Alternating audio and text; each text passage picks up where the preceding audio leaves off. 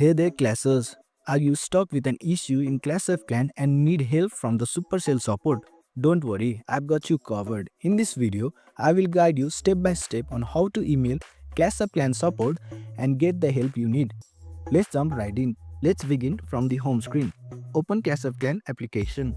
As we all know, we have already linked our email with Supercell ID, which means we can directly contact or report our issue with the help of Supercell ID to the support team. So I'm going to show you how to report the issue.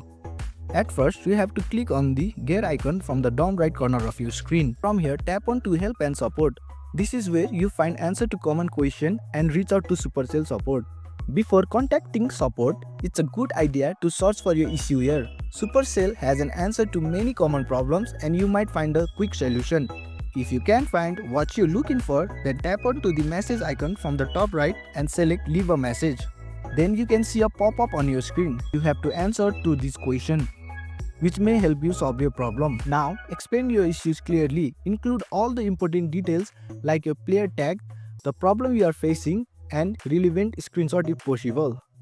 This will help the support team understand and resolve your issue faster. Once you have sent your message, sit tight. The support team will usually respond within a few hours or days, depending on the volume of request.